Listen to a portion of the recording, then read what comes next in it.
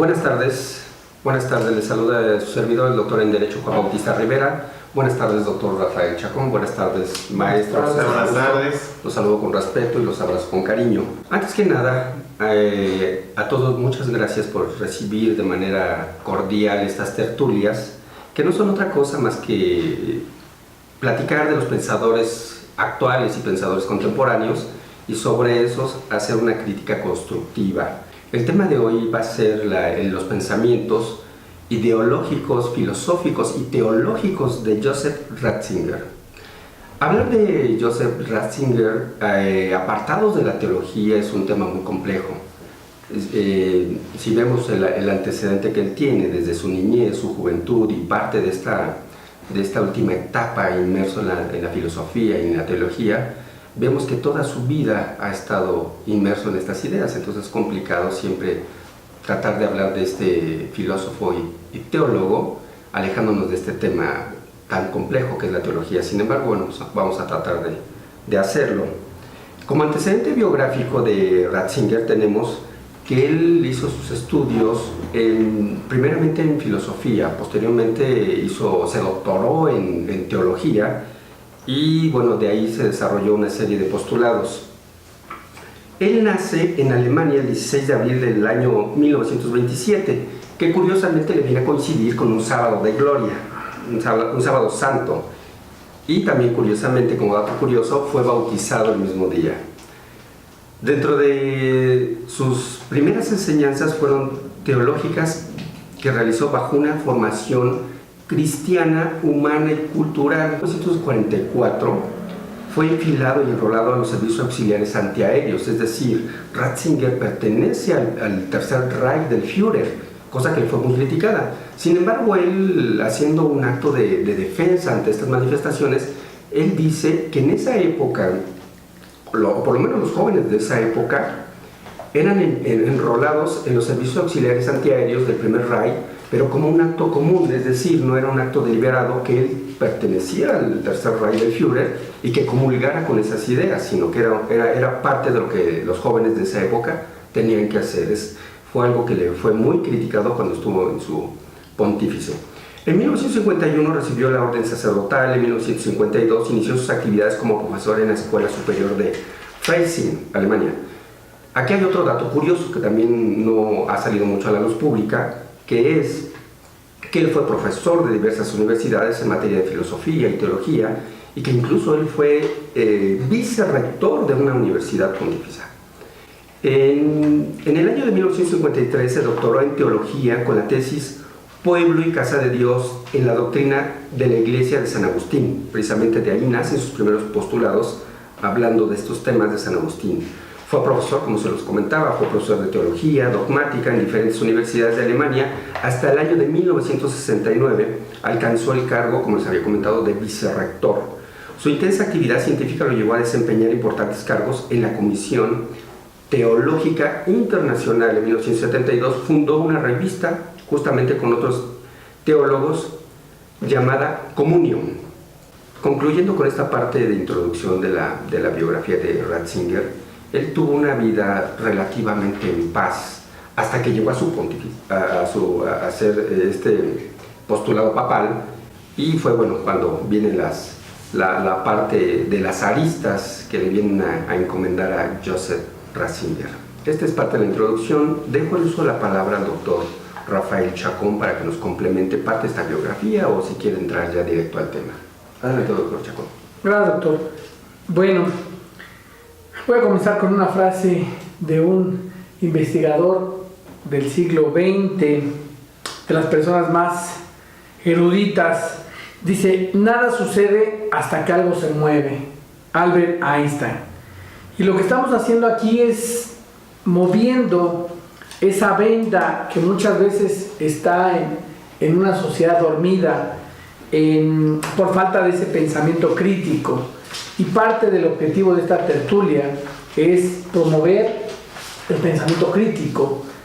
Efectivamente, doctor, como mencionas en su libro de autobiografía Mi vida, de Ratzinger, habla sobre estos aspectos.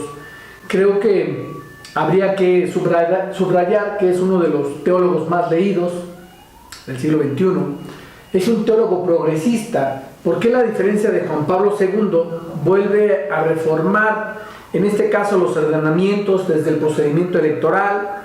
Es la mano dura de la Iglesia. De hecho, él cuando llega hace posturas diferentes a lo de los conservadores. Hay un debate histórico con Hans Kuhn, que era su amigo, un teólogo suizo, que lo recomiendo mucho, donde habla de ética mundial, que lo tocaré al final. Crece efectivamente durante la Segunda Guerra Mundial, y él lo habla en su libro, que no fue enrolado en el ejército primero porque él dijo que iba a ser sacerdote católico, igual que su hermano, pero posteriormente era una costumbre, obviamente en Alemania, porque obviamente la situación, el contexto que vivía el país, pues era parte de las actividades que tenían que hacer los jóvenes. De hecho, él entra al cuartel de infantería, y al terminar la Segunda Guerra Mundial el 30 de abril, él 2 meses después era prisionero y es liberado por Estados Unidos. Ahora bien, parte de eso que es, yo voy a dividir a Ratzinger y Benedicto XVI. Benedicto XVI es ya como Papa, el Papa 265, Bergoglio es el 266, sucede a Juan Pablo II. Y algo muy característico de Benedicto XVI, que renuncia en el 2013, y el precedente es de 1415, Gregorio XII. Ahora bien, quiero explicarles brevemente qué es el conclave, donde se realiza la mayoría de las veces en la Capilla Sixtina. Sabemos que la Capilla Sixtina está decorada por Miguel Ángel, un pintor, escultor, poeta.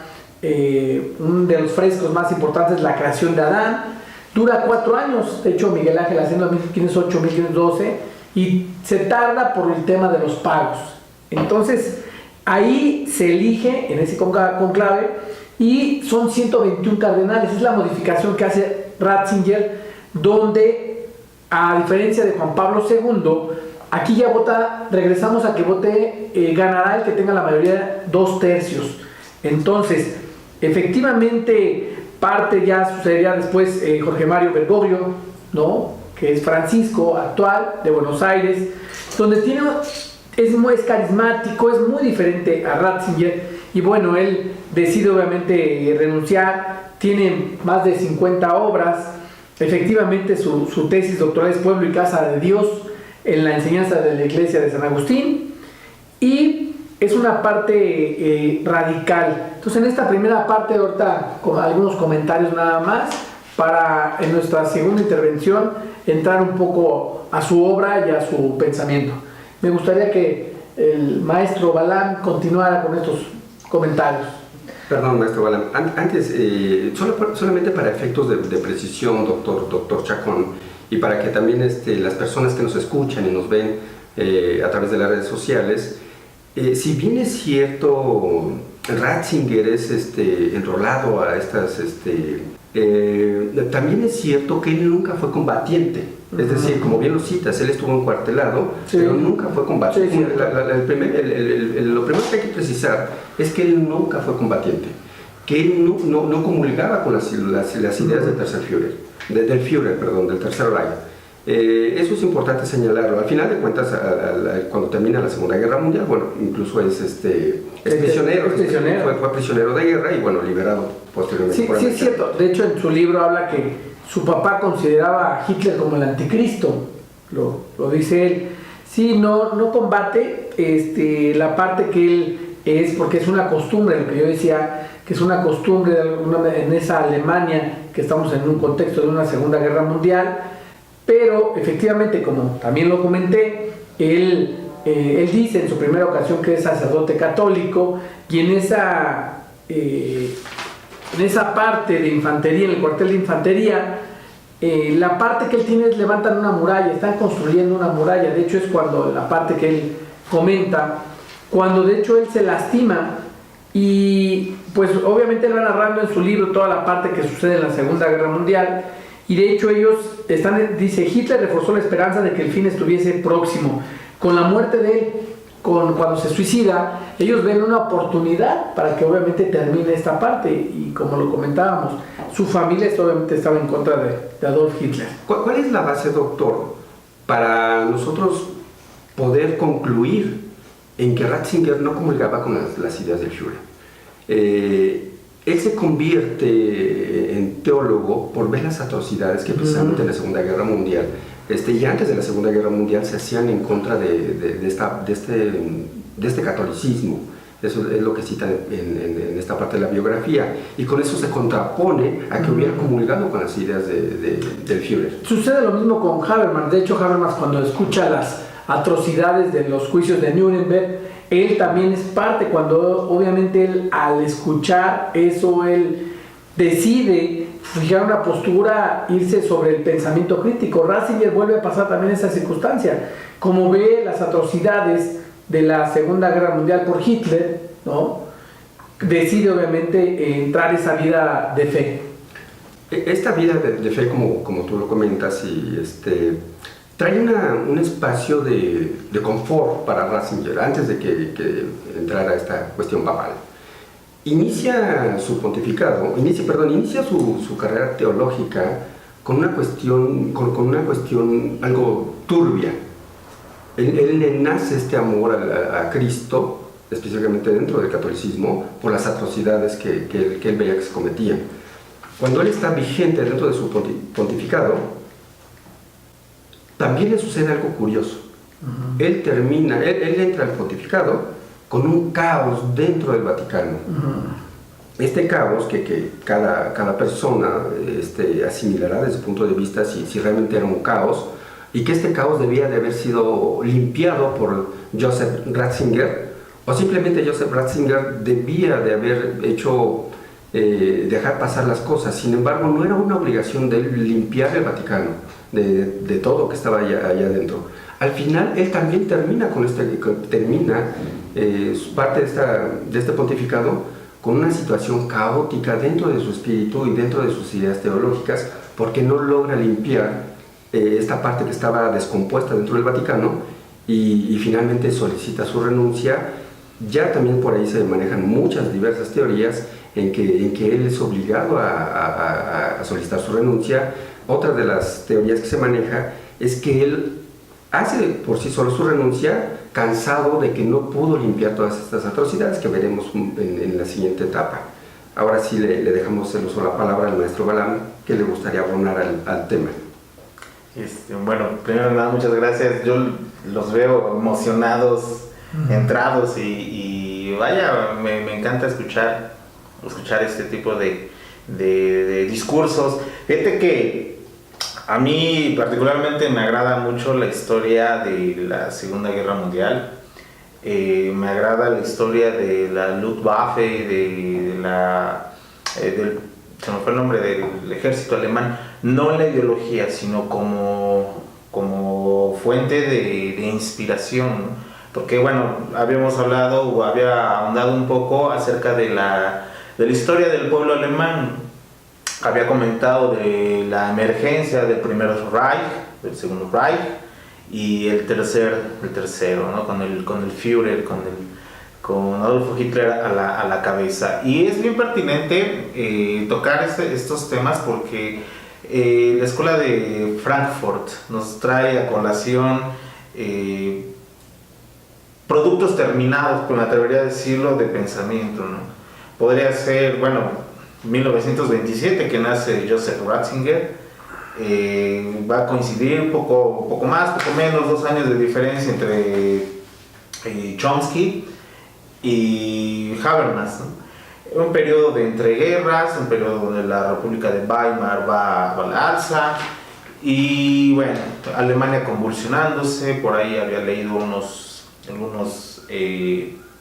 números de cómo se había devaluado el marco alemán. Pero bueno, yo creo que es producto de las circunstancias. No sé si sea circunstancial el hecho de que Ratzinger haya entrado o lo hayan obligado las Hitlerjugend, ¿no? Las Hitlerjugend, las juventudes hitlerianas. Era parte de la idea nacionalista del alemán promedio, ¿no? Desde que las mujeres deberían de tener muchos hijos para darle hijos no a los padres como tal, sino a la Alemania, no eran hijos del Estado y por lo tanto se debían al Estado. Son ideas muy interesantes en el sentido de cuál es el papel, por ejemplo, de la población en este sentido, del territorio, de la nacionalidad, de la pertenencia, ¿no? No quiero meterme en la polémica, no quiero ser la persona que ponga a discusión la decisión de un papa, en el sentido de que, bueno, pues si la guerra total, ya cuando Alemania está hundida en el fracaso, Joseph Goebbels habla de la guerra total como tal, que el pueblo alemán tenía que defenderse con militares, con militares, con la población civil y con todos los jóvenes y hombres que estuvieran en edad de pelear. Por ahí hay una película que se les recomiendo, ahorita que estaba platicando, se llama El hundimiento o La caída, depende de cómo la busquemos, ¿no? La caída. Habla de los últimos días de Hitler en el poder, ya cuando todo está perdido. Incluso, y ahí hay una escena donde un niño está peleando. Está precisamente donde ponen yo lo que leí, lo que me documenté, donde ponen a Ratzinger como cazatanques. No tengo el nombre ahorita, es en alemán, no es muy bueno mi alemán, pero les da como cazatanques, ¿no? Y me acordé mucho de esta película porque este niño está con la idea de combatir, trae el nacionalismo de ultra potente, pues. Y hay una niña con él, se les recomiendo, no me voy a andar más en esto, y la niña muere a manos de uno de sus amigos, porque se mueren, dicen Heil Hitler, ¡pah! Se muere. Y se muere por ese nacionalismo.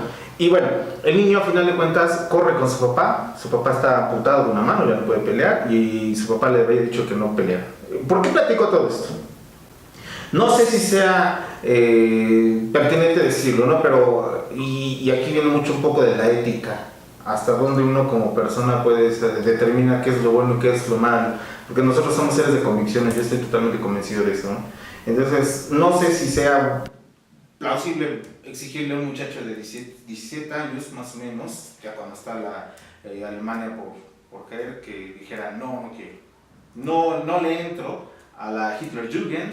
Lo importante de esto es que marca, como casi toda la escuela de Frankfurt, la Segunda Guerra Mundial. Son unos muchachos, más o menos, hemos platicado, la segunda generación. Son unos muchachos que son marcados por esa guerra.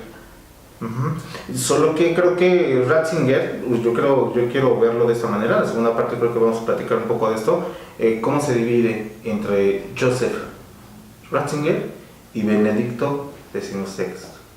Es bien interesante porque yo pienso que a pesar de que son el mismo hombre, son dos personas totalmente diferentes. El teólogo que el filósofo. Finalmente es una filosofía preciosa, en particular punto de vista es preciosa, es religiosa, profundamente religiosa, y ahí vienen muchas discrepancias entre los agnósticos y los teólogos. Pero bueno. Fíjate, maestro Balam, que hablando de estas dos personalidades que bien tienes a citar, una que es Benedicto y otra que es Joseph Ratzinger, también yo me encuentro con estas dos personalidades. Finalmente él viene de estas ideas teológicas nacidas de la Iglesia Católica Apostólica Romana y dentro del Vaticano, cuando él encuentra este caos, trata de ser un hombre revolucionario, pero a su vez de ser un hombre revolucionario y de tratar de sanear toda esta situación que se encontraba en el Vaticano, también él es parte ortodoxo, es decir, también nos lleva a estas dos personalidades. Pero una parte de esta ortodoxia, pero no de un catolicismo o de una iglesia ortodoxa, que es otra cosa, sino que sus ideas seguían siendo ortodoxas, pero finalmente también trata de revolucionar, de ser revolucionario y limpiar todo este caos que se encontraba en el Vaticano. La Iglesia Católica Apostólica Romana, como bien sabemos, nace posterior a la muerte de Jesucristo, donde incluye la adoración a todos los santos, donde se incluye precisamente la figura papal, viene a incluirse ahí, cosa que no tenía la Iglesia Católica Ortodoxa. Entonces nos encontramos también con estas dos personalidades, una que es Joseph Ratzinger y otra que es, o podemos pensar que esta postura de Benedicto tendría que adoptarla forzosamente porque tenía que alinearse a ciertos criterios papales. Ahí es donde puedo concluir respecto a estas dos personalidades. Adelante, maestro Chacón. Yo creo que efectivamente Ratzinger tiene jugamos diferentes roles en la vida y juega un rol él, obviamente cuando es papa, pero en sus discursos él cita mucho la filosofía, tiene una parte donde obviamente él, en su biografía, y hay una carta que me gusta mucho que se llama ¿Qué es el hombre?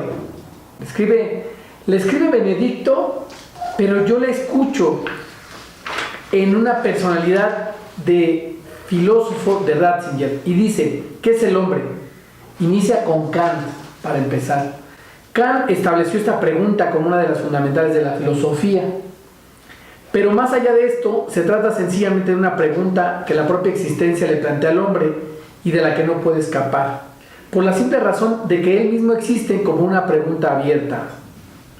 No es en absoluto un ser completo y cerrado, ya hecho, y que se contesta y realiza a sí mismo, pues es el hombre mismo quien debe determinar una y otra vez y siempre a partir de su propia existencia lo que es ser hombre. Él es quien encara su propia existencia. Él es quien encara su propia existencia como una posibilidad abierta a la que debe responder por sí mismo. Quiera o no, siempre tomará una decisión, pues aún si deja de escurrirse su ser hombre sin tomar decisiones, inevitablemente le dará una forma. Si bien no podrá convencerse a sí misma, responderá de ese modo a la pregunta por el ser hombre.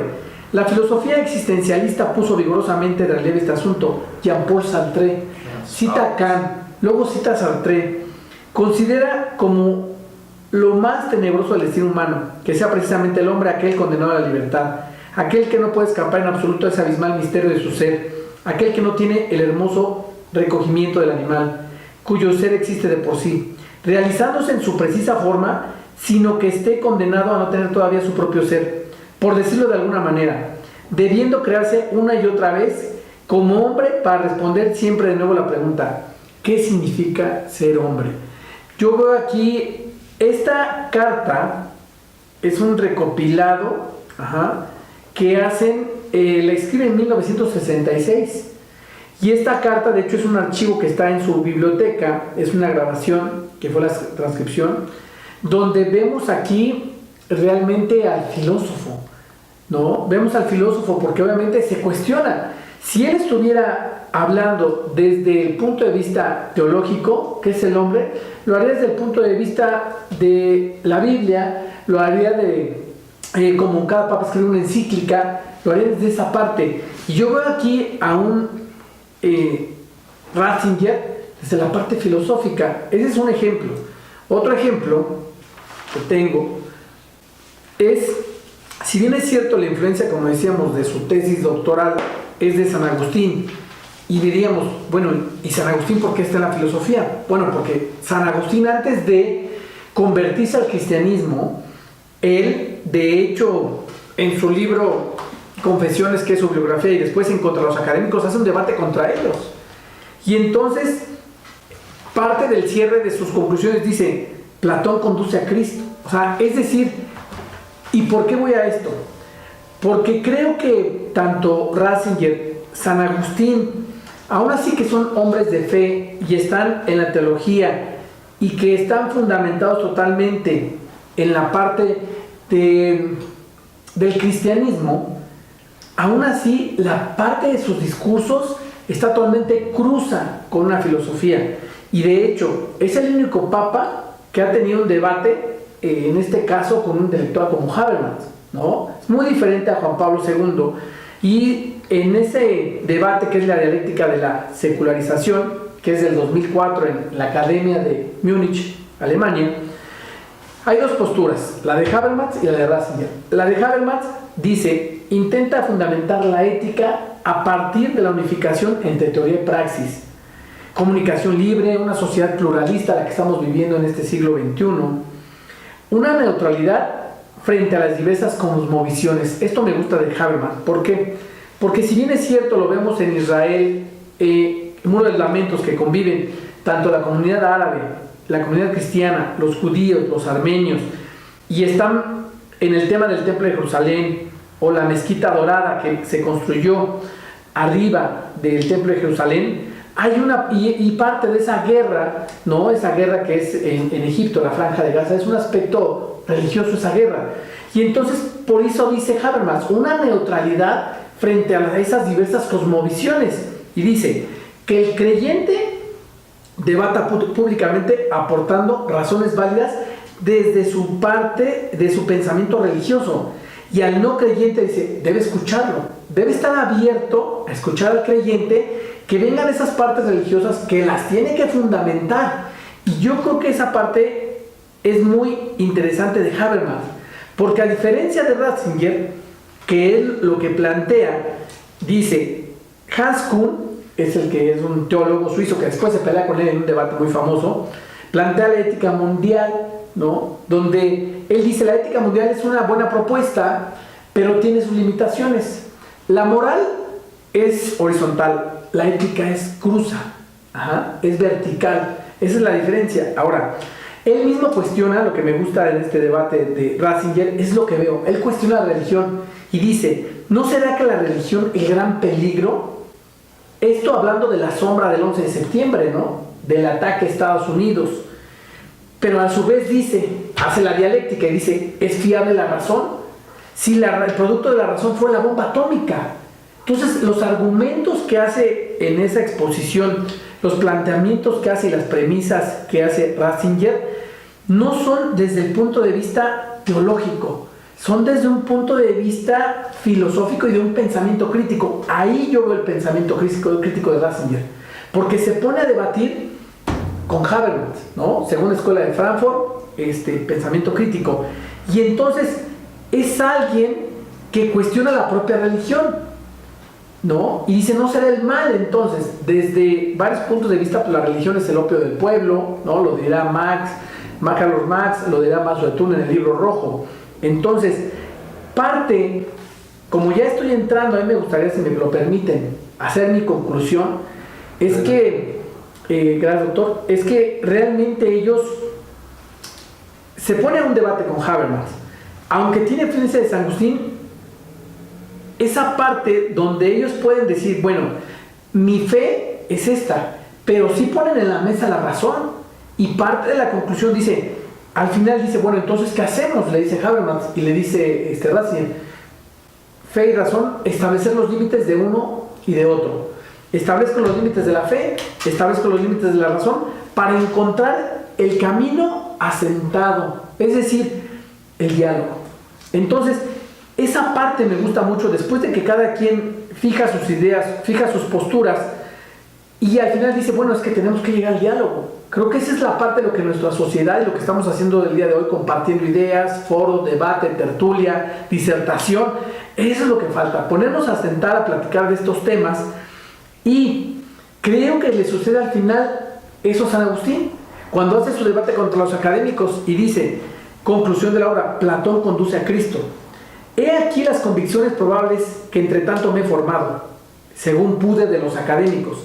Si no son acertadas, poco me importa, porque por ahora me basta con creer que el hombre puede hallar la verdad. Pues quien opina que los académicos mismos han pensado así, lea a Cicerón, porque dice él que solían ocultar su doctrina, sin descubrírsela a nadie más que a quienes llegaban con ellos a la ancianidad. Recordemos que aquí tenía 33 años, la edad de Cristo. San Agustín, obviamente, en ese entonces el promedio de vida era menos de 40 años. Tenemos que ver en el contexto en el que se escribe cada obra. Entonces, mi conclusión final, concuerdo en que fe y razón tenemos que llegar a establecer límites y al final llegar a una conclusión. Y poder hablar desde los creyentes y no creyentes es la única manera que vamos a resolver. Han ocasionado más guerras, más muertos la religión. Entonces, yo creo que no es el tema de la religión, creo que es el tema de la argumentación, la investigación, que también lo dirá San Agustín. Y de hecho dice él, la felicidad solo podría residir en la posesión de la verdad, ¿no? Es lo que dice San Agustín. Y algo con lo que quiero cerrar, estar del lado de los justos, ¿no? Bueno, pues yo pasaría las ideas a mis compañeros. Muchas gracias, doctor Chacón.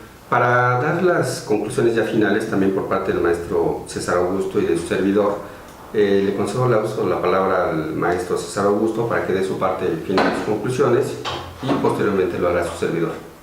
Adelante, maestro César Augusto. Okay. Le agradezco, doctor. Es que escucho a los maestros y me quedo impresionado, me quedo pensando. Cuando mencionaba el maestro el doctor, la pregunta que se hacía, ¿qué es el hombre? Preguntas trascendentales, filosóficas de varios miles de años, ¿no? Claro. Ya se había preguntado Platón por ahí qué era el hombre, sí. Y él había dicho es un bípedo implumen, y uno de mis filósofos favoritos, Diógenes, llega con un pollo desplumado, sí. Ahí está tu hombre, y tiene que recular, Platón dice, y de uñas planas. Estos argumentos, maestro, que comenta, no sé, Ratzinger, a partir de la visión religiosa, a mí me cuesta mucho trabajo reconocerlas, me cuesta mucho trabajo digerirlas, en el sentido de que yo lo pienso, yo lo veo, su filosofía está enfocada o está basada en una idea escolástica. A partir de la razón, nosotros podemos dilucidar muchas cosas. ¿Qué es el hombre? ¿Qué es el ser? ¿Qué es la nada? El ser y la nada, el ser y tiempo. Sí. Tenemos a Sartre o Sartre, ¿no? El existencialista, Camus, que nos pregunta qué somos, a dónde vamos, ¿no? Por ahí hay una frase apoteósica de Sartre que dice que un hombre es lo que hace con lo que hicieron de él. Entonces no sé qué le hayan hecho los alemanes que fue bueno para Benedicto XVI. Sí, algo le hizo, algo bueno. Interesante que, como tú dices, San Agustín la influencia es de Platón, y San Agustín la influencia es obviamente a las dos posturas, tanto a Lutero como a la Iglesia Católica. Entonces, la influencia de Platón está totalmente en el cristianismo. Y Lutero, después Calvino, que ponen en entredicho el accionar de esa Iglesia católica, que es determinante para la conformación de un nuevo paradigma europeo religioso, ¿no? El protestantismo, la reforma, la contrarreforma, San Ignacio de Loyola, los jesuitas, bueno, Santo Tomás de Aquino, que genial, pero a mí me cuesta, a lo que voy en ese sentido es que me cuesta un poco de trabajo ver la filosofía desde un punto de vista escolástico, sí. ¿No? Desde ese punto de vista religioso, porque casi toda la filosofía, si no es que toda, del doctor teología, es ver la vida o la visión del hombre, la visión del ser humano, no lo sé, a partir de Dios. A mí me cuesta trabajo pensarla así, porque tenemos este cruce, ¿no? Entre la fe y la razón. Entonces a mí me cuesta trabajo saber o determinar quién es el que habla, ¿es el hombre de fe o el hombre de razón? Como lo comentaba mi querido amigo el doctor Chacón. La tertulia pasada había hablado un poco acerca de la razón a partir de la escuela de Frankfurt y de Habermas, que hablaba de una racionalidad instrumental, en la que comentábamos que era una relación utilitaria del mundo. Los avances científicos, maestros, nos han determinado, nos han llevado a comunicarnos así a Holanda, a Inglaterra, no sé, con un WhatsApp, con un correo. Pero ¿cuál ha sido el costo? Lo comentaba en la sesión pasada, que los avances científicos también han traído avances militares, y estos avances militares no vienen de acuerdo a la razón. La razón nos ha llevado a matar. Y ahí es cuando entra la fe. Y yo creo que yo baso más mi visión en una postura más ética que religiosa. Tal vez no estén de acuerdo en mi postura. Yo creo que lo podemos ver de esta manera. Fe y razón, estamos en esto, estamos aquí. No nos ha servido la razón de muchas formas. ¿Por qué? porque nos han matado millones y millones y millones de personas, ¿no? El holocausto, como lo comentábamos, las personas que se fueron por millares a la Siberia rusa, Sí. Y bueno. Entonces, por eso dice Fe y Razón, y dice Habermas, dice, vamos a ponerle límites, tanto a la fe de los musulmanes, de la sombra del 11 de septiembre y todavía los atentados en Siria, todo eso, vamos a ponerle, esa es la conclusión, yo sí la veo que está ahí. Y de ahí se desprende la otra parte, la otra forma de racionalidad, la racionalidad reflexiva. Para cerrar con esto, maestro, porque creo que ya estamos, me estoy yendo demasiado, estamos alargando mucho esto. Sí, tenemos esta postura, una postura de fe y de razón, y esa postura nos puede determinar de muchas maneras.